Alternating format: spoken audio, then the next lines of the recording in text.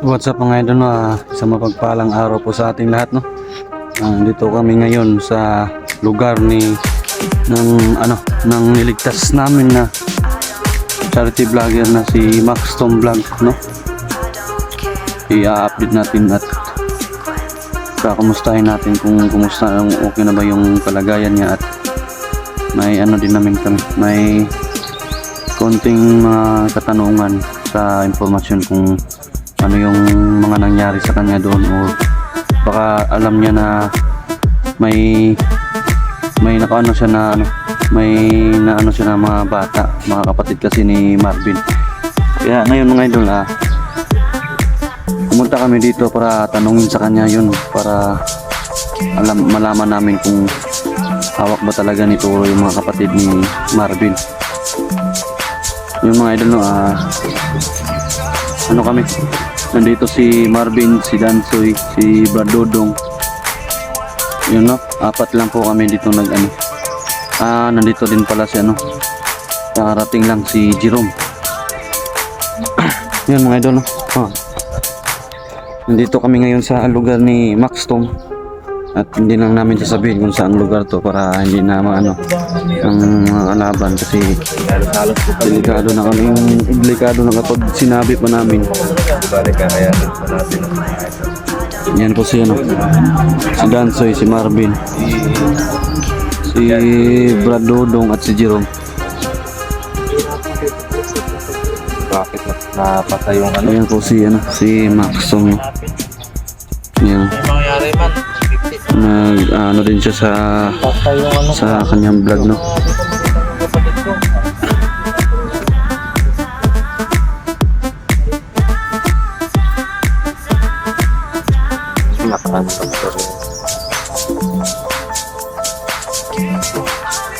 Ito mga idol, no? Mapagpalang araw sa inyong lahat. Inulit ko lang kasi organize yung cellphone natin.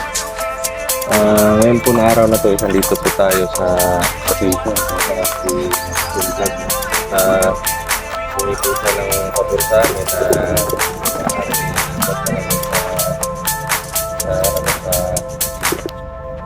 bahay niya, kasi Para di mano. delikado po. Kaya yun. Dito po kami para makasahin siya. Tignan yung kalagayan niya, sa mga may katanungan din tayo para sa kanya, no? Dahil kailangan din natin yung information para dun sa maghahanap mo ng Brother Marvin, no? Si Brother Marvin naman po wala po ngayon kasi nabuti ng tao na binibigay niya ng sinuga dahil nag-aaral niya dun sa mga sa pamilya. At yun nga, yun lang sa nagkatigas. Kailangan talaga na tumaling sa agad kasi medyo namamaga po yun. Ito natin si Julius nang hindi nilagnat ngayon, Malusog yung katawan ko, bro. Malaki kasi ito, bro, parang kalabaw. Kahit malaki to, bro, na din yung katawan ko. Sama pa rin po na kasama Gaya nito, ngayon, yun, si Dansoy, si Dansoy, tapos si Marvin at si Jerome, yan. Tapos si Jerome at si Julius, yan. At siyempre, hindi naman po mawawala yung sadya natin dito, yan. Max Tom Vlog, yan. Parang dumugo yung ulo mo, bro. Meron, konti lang, bro. Nauntog ba to? Ano mo, nasagi? Nasagi pa. Pero may naman konti lang. sa ilalim. Konti lang. Meron. Tinahi siya, tinahi. Siguro yung sugat na ganun lang. Saan ba banda? Ilang sugat ba yung niya, bro? Ilang tahi, bro? Tatlong tahi. Malaki din. Malala dyan, bro, kasi malaki yung bukol niya kasi kamagong yung ginamit. Oo. Kaya naman. So yun, mga idol, no? Dito natin ilalagay yung cellphone. Yan. Yan, dito tayo na.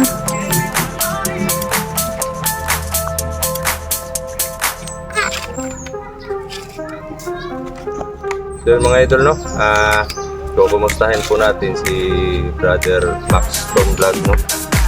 I-ano lang po natin yung cellphone niya. Medyo ano po siya eh. Yan.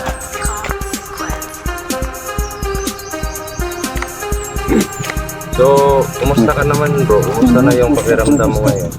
Medyo okay na to. Medyo okay.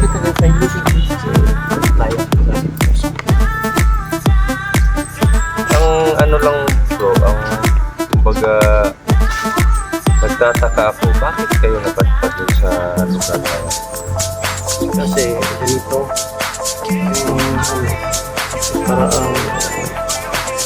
araw, punta kami doon sa may paliguan. Saka merong matanda doon na dalawa. Saka ayun, kawawa naman. Yung sinasabi ko, sige, kahit wala ako, hanapan kita ng paraan para kahit kunti naman lang matulungan kita. Ayun, Ayun yung in-offer mo sa kanya. Kasi sa sobrang awa mo sa kanya. ayun, naghahanap ako ng pira. Ayun, nakakita ko ng pira. Sabi ko, siguro sapat na to para mag-grocery ako kahit kunti. Oo. Ayun na. Pagpunta ko doon, hindi ko naman inaasahan na ganun ang nangyayari sa amin. Ang kasama kong cameraman. O hindi ka ba hindi ka ba na-inform muna dun sa mga Wala na. diretso ka na? Kasi yun nga yung target mo na Oo. tumulong ka dun sa dalawang matanda ba yun? Dalawa. Ayun. Sa katunayan, yung dala ko na grocery, kinuha niyan. Yung tinatawag nila nga, toro. Turo. Oo, saka kunting tira ko, kinuha pa nila. Ano ka ba nila? Oo, kasi- Ibibigay mo sana dun sa Oo. yung pera mo dun. At saka yung tauhan ni Toro, sobrang dami bro. Doon, Sobrang dami. nakita ko talaga. Pero yung pagpunta namin dun, ano lang yun eh. Parang 5 tauhan niya lang yung Hindi pa yun, dami. Madami pa talaga. Madami. Nako. Pero basta-basta siguro, no? Ang dami Ba yung mga alagad niya?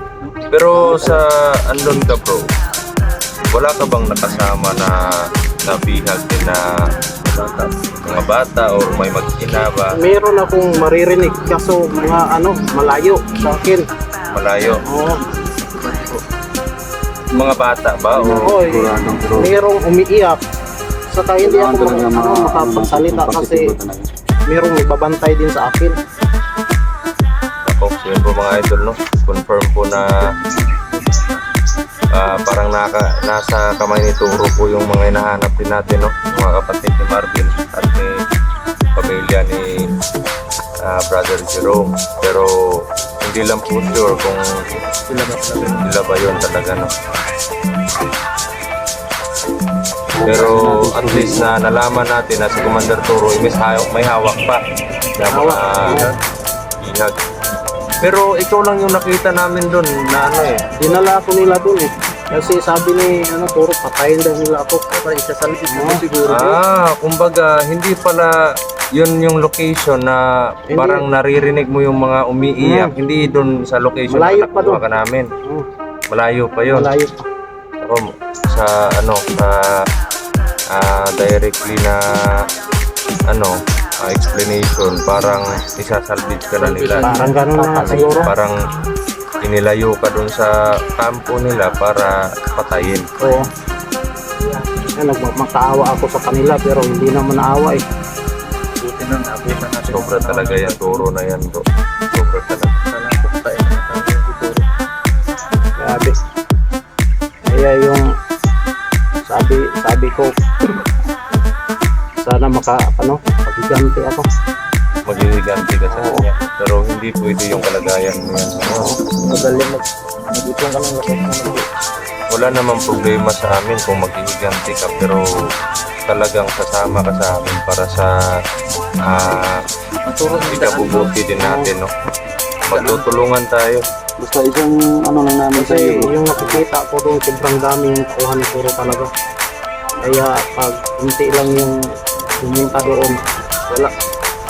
Delikado. Okay lang naman na ano ka bro, sumama ka sa explore namin. Ang isang masasabi lang namin, huwag kang padadala sa kung anong manggalit na nasa puso mo para Sure, brother. yung, At may mga ano yung din nasa kami. ano tayo sa explore tayo. May mga- Para hindi masira yung ano natin. Hindi na kapapahamak yung mission. Kasi kapag magpapadala ka, masisira yung lahat ng plano natin. Kasi magdadala ka sa mga ano mo, galit ng puso mo. So na pag-off cam po namin mamaya mga idol, pagkatapos po ng video na to, i-share po namin kay Max Tomdal yung mga strategy at bibigyan din po siya ng protection, no? Para makasurvive din po siya sa mga kapangyarihan ng kalaban, kasi alam naman po natin na may mga anting-anting yan. Kaya kailangan Kasi si ano, Turo, merong kapangyarihan talaga. meron talaga, di ba? Pero talagang nakatakas na talaga siya. Ilang beses ko yung tinaga malaki yung sugat niya dito sa bandang tiyan. Tapos Alam bro, mas madali lang. yung mas madali inurasyonan lang niya yung- ako, bro, na parang tumitigas yung mga ugat ko sa yun, napitawan ko yung Yung nangyayari doon sa Samurai. nung nakarang araw, mga Natatabla na siya ng samurai. natatablan na. Parang- nakita nila na ano, naglaban ako. Humihina na yung ano. Ayun, pinalo ako ng kamagong. Ayun. Nang laban ka. Nang laban ka sa kanila. Nanglaban. Kaya ka pinalo ng kamay. Oo. Ayun, pinugbog ako ni Toro. Ayun, buti na lang, naabutan ninyo ako doon. Kaya, ito, buhay pa rin. Pero sa totoo lang, bro, wala kaming idea na may ganun na masagupa kami or maligtas ka namin, kasi yung point talaga namin doon is hanapin yung pamilya ni Brother Jerome. Nagkataon naman, Siguro mga bro, merong plano ang Diyos na doon kayo pumunta para makita ninyo ako. pero kami ni Brother Marvin at ni Dansoy, hindi rin namin kasama to pag-explore namin. Nagkita-kita kami doon at ito, munti ka na nga itong Kaya kanya kami mission eh. hindi naman mamatay. Munti ka na Kala ko mapulungan. nga yung cameraman ko nakuha nila. Huwag naman bro. Hindi, nakita namin yung cameraman mo Oo, before ano, namin ano, nakita kasama. si Marvin. At yung cameraman mo naman, yung nagturo kung saan yung daan. O kung saan ka banda kinuha. Tapos nakarinig kami ng boses. Pinuntahan namin. Ito pala yung sumisigaw. Si Dansoy. Sinabol kasi ako ng tatlo eh. Kaya sigaw na sigaw ko eh. Baka may tumulong. Eh, buti na nga lang dumating kayo nung na time. Pag wala Nana. huwag naman ganun ka. Sabihin mo na lang Oo. Ganun na lang. Tugbog sa naduwag yung anak. Huwag yung ganun na. Matigas to patayan eh. Kung ganun mo Palabas, sasabihin, hindi. Wala na. Kumaya na natin. Hindi naman sana. Diyan Kasi ipapakasip yung ganun ng ganun eh. Pwede natin tuluyan. ano na Pero hindi sa'yo. isa sa pinunta namin dito. Yung pagkain Kahit para may at, ulo. para parinig din namin yung side mo, ang mga information ka. Yun nga, nakakuha kami ng information sa'yo. At binabati din kita kasi nakasurvive ka dun sa mga ginagawa ni Rose. Sa pagtulong talaga. Parang dalawang araw yun Oo. Tatlo yan. Tatlo yun. Kasi nakuha natin yung Tatlong yung araw yun bro. tatlong araw. Kasi yung unang araw, di ba? Unang araw natin, may nakita tayong dalawang tao na Oo. Tama. Yung pagkakita natin sa cameraman niya. hmm. Tapos nagpagabi tayo. Pero hindi ka na bro.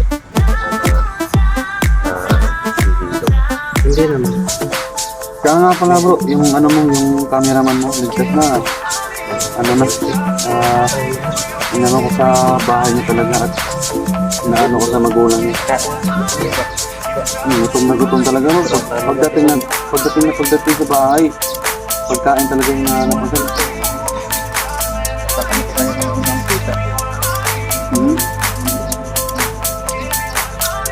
Kaya mga idol, abangan niyo ang pagsanib ko sa kanila mga idol. Oo, at yun, na desisyon po si volunteer po siya na tumama sa aming exploration, no? Tulong ako mga idol. At tumulong din siya. Then, yun, sa hindi pa po naka-subscribe kay Brother Max Tom Vlog, konting ano lang po, konting favor lang po mga idol, no? Suportahan po natin si ang channel ni Max Tom Vlog, no? Para ano din po, para makatulong din po tayo kasi may dalawang anak ko, bro. May dalaw. Wala ka na kasama. So, no? Pati naman po kay Dansoy at kay Julius at kay Marvin. Yan, pakisupport po natin yung mga channel nila. At abang-abang po tayo sa channel ni Brother Jerome, si G Adventure siguro yung lalagay natin sa sa channel. Maganda yun, maganda. At yun nga, si Brother Marlon naman, yun nga lang, hintay lang namin na makabili kami ng cellphone pag may allowance na para sa cellphone nila. Yun nga. At Sa ano bro? Kasama ka sa explore. napag-usapan din namin ni Brother Jerome kasi siya, parang nanghingi siya ng favor sa akin na kung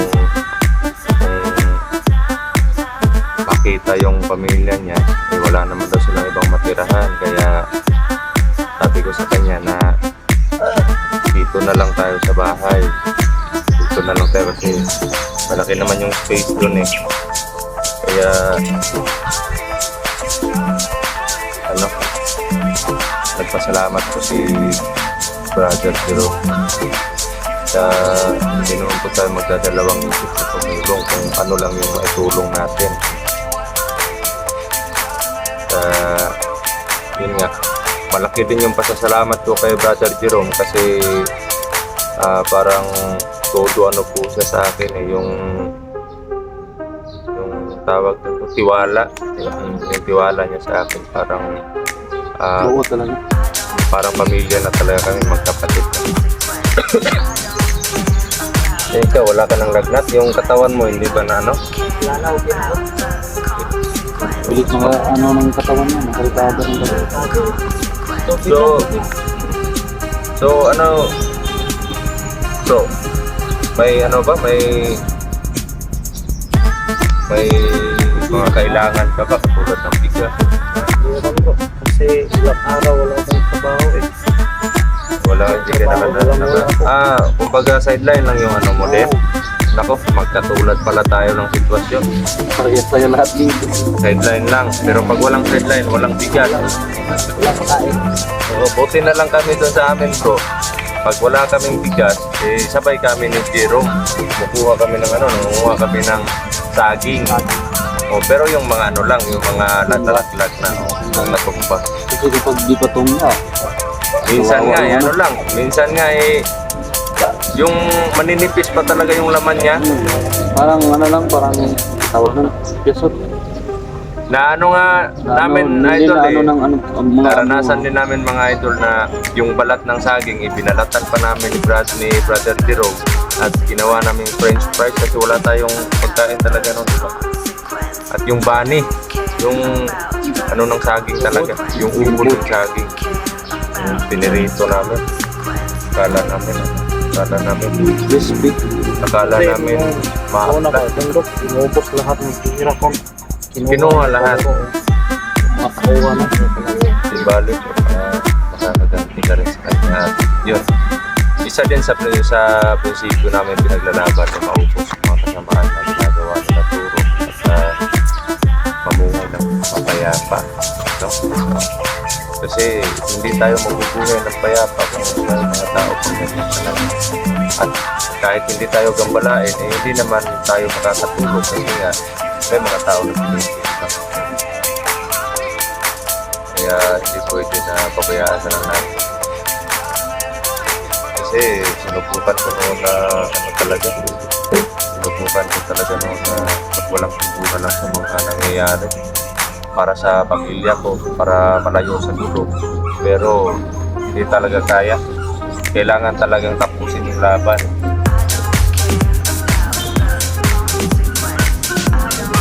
Kaya ito kami ngayon, lumalaban pa rin. Kahit na medyo tagilid yung sitwasyon ng estado ng buhay, pero may Panginoon naman kami sinasandalan yung alas po namin.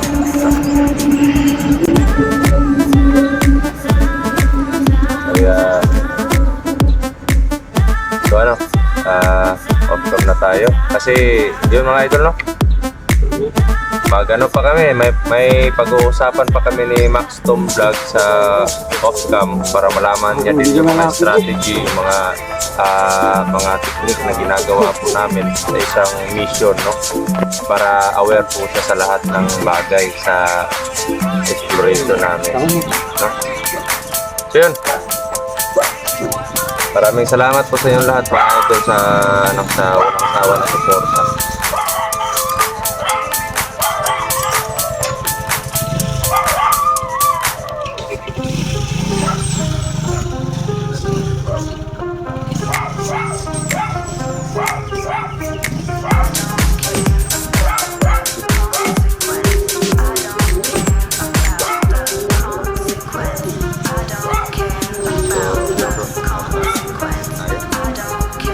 Mga idol, no? Sa mapagpalang araw po sa inyong lahat at Yung mga idol. maraming salamat po, no? Sa walang sawa na suporta ninyo at sana po suportahan nyo din po yung mga kanya-kanyang channel po namin, no? At lagi po namin hinihingi yung mga dasal po ninyo sa tuwing nasa exploration po kami kasi napakalaking tulong po yan bilang isang protection po sa amin at guide kung saan kami dadalhin ng Panginoon sa mga daan. Katulad nga po nun, may kanya-kanyang nangyayari sa buhay namin nung nasa bundok pa kami, pero pinagtugtong talaga ng Panginoon yung daan para magkita-kita kami at maligtas din namin yung kailangan iligtas. Kaya nagpapasalamat po kami lahat sa inyong mga idol. At yun, salute po kami lahat sa inyong mga idol. God bless po. Salamat po.